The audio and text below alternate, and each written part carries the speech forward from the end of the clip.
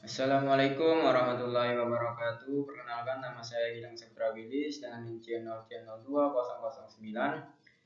Kali ini saya akan mempresentasikan hasil PPT saya yang berjudul penyusunan anggaran piutang. Baiklah, langsung saja masuk yang pertama, yaitu pengertian anggaran piutang.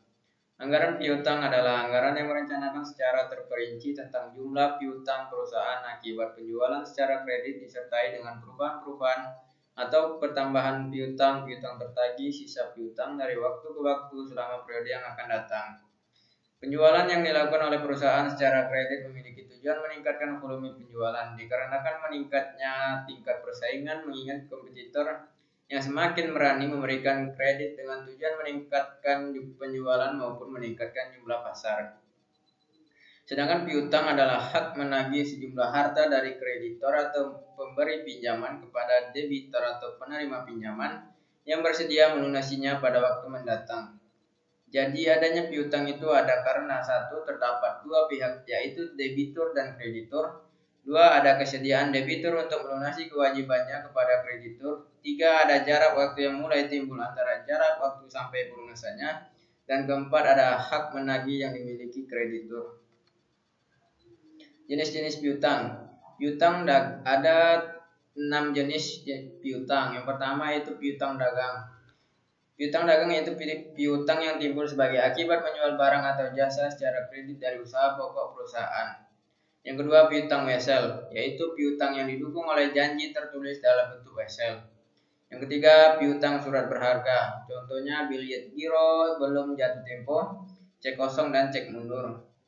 Yang keempat, beban dibayar di muka. Contohnya sewa dibayar di muka, iklan dibayar di muka, bunga dibayar di muka. Yang kelima, setoran jaminan. Contohnya untuk keperluan garansi atau jaminan bank dan keperluan menjalin hubungan bisnis lainnya.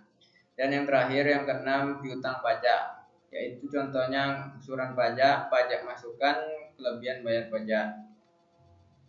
Pengelolaan piutang terbagi menjadi tiga. Yang pertama, perencanaan jumlah dan pengumpulan piutang. Yang kedua, pengendalian piutang. Yang ketiga, penggunaan rasio. Manfaat anggaran piutang.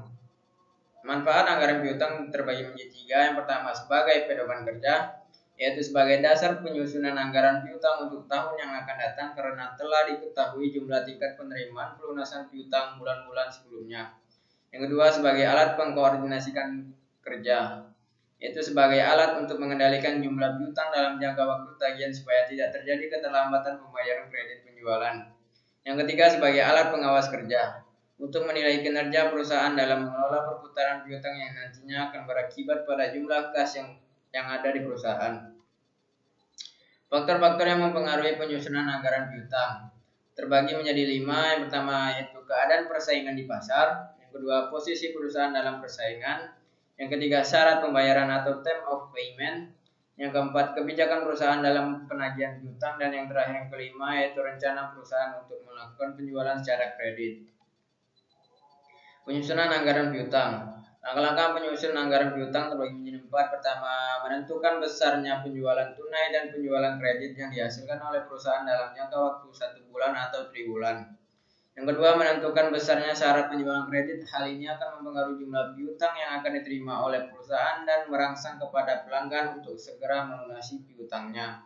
Yang ketiga, menentukan besarnya cadangan piutang tak tertagih yang biasanya ditentukan dengan persentase dan sesuai dengan pengalaman periode sebelumnya. Yang keempat, menentukan term of credit, yaitu jangka waktu plus pelunasan piutang.